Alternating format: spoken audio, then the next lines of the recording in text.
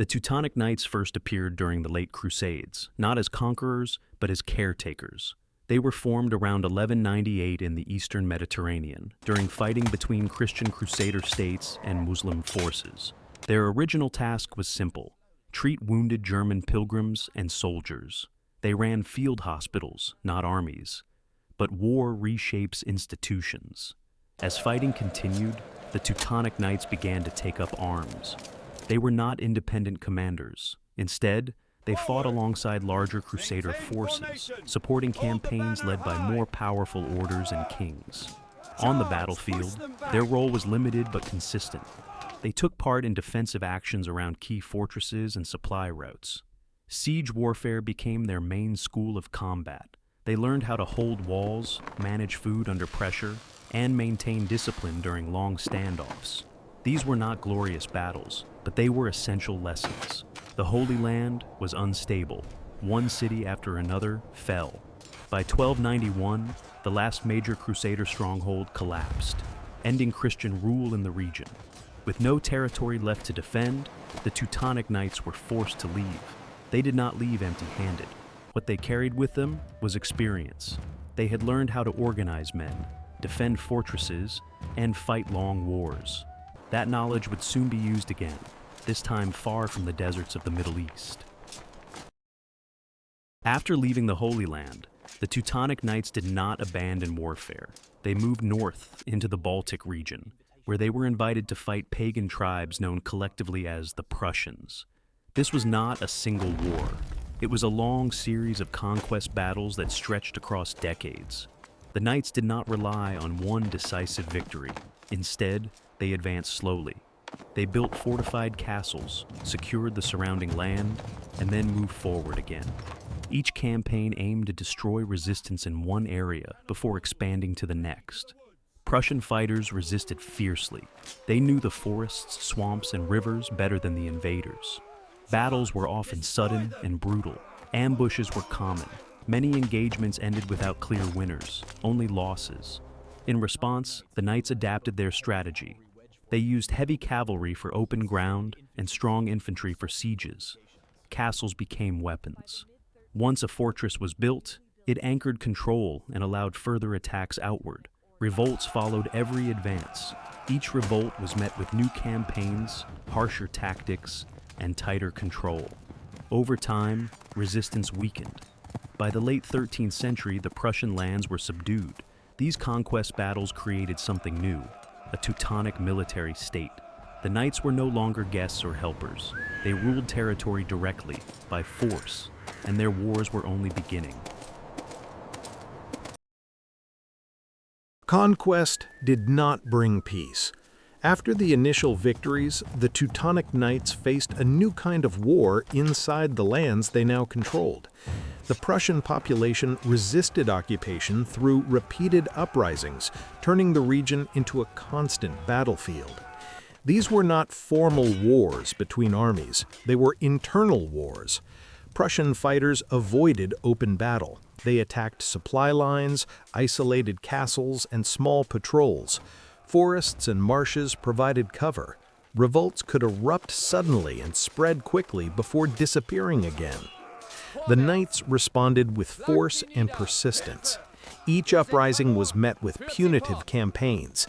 Villages were destroyed, leaders were executed, and entire areas were cleared to prevent future resistance. Castles played a central role. Once rebellion broke out, nearby fortresses became bases for counterattacks and long-term control. Some revolts lasted years, others ended quickly but returned later. Even when the Knights claimed victory, stability remained fragile. Maintaining control required constant military presence and repeated fighting. These internal wars shaped how the Teutonic Order ruled. Power depended on force, not consent. Soldiers became administrators, warfare became routine, not exceptional. By the end of the 13th century, open rebellion had largely collapsed, but only after decades of continuous violence. The Knights held the land, but at the cost of permanent militarization. With Prussia subdued but unstable, the order soon turned its attention to a new and far more dangerous enemy. With Prussia largely under control, the Teutonic Knights turned toward their longest and most exhausting conflict: war against pagan Lithuania. This was not one war, it was a cycle of battles that lasted more than a century. Lithuania was different from previous enemies. It was larger, more organized, and able to recover after defeats. Its forces avoided large, decisive battles. Instead, they relied on mobility, raids, and knowledge of the terrain. The fighting followed a pattern. Teutonic forces launched seasonal campaigns, usually in winter when frozen rivers made movement easier. They attacked villages, burned settlements, and tried to force conversion through pressure. Lithuanian forces responded with counter-raids, striking supply lines and border castles. Victories were temporary. A successful campaign might gain territory one year, only to lose it the next. Castles changed hands repeatedly. Neither side could deliver a final blow.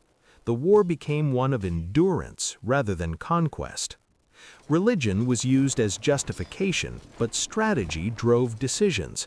As Lithuania grew stronger and began forming alliances, the cost of war increased.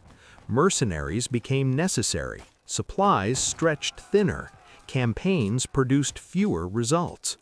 By the late 14th century, this constant warfare had drained resources and morale. The Teutonic Knights were still fighting, but they were no longer advancing with confidence. The next phase would push them into even larger conflicts against enemies far more united and far more dangerous. As their power grew, the Teutonic Knights moved beyond conversion wars and into territorial expansion. This brought them into direct conflict with neighboring Christian powers, especially Poland. These battles were no longer framed as religious campaigns. They were fought over land, trade routes, and control of Baltic ports. The order sought to dominate commerce and secure uninterrupted access between its castles and cities. Fighting intensified along borders. Armies clashed over fortresses, river crossings, and towns. Control often shifted back and forth. The knights relied heavily on their disciplined heavy cavalry and strong defensive positions. At the same time, they began hiring mercenaries to sustain long campaigns. This marked a dangerous change. Mercenaries were effective but expensive. Maintaining large forces strained the order's finances.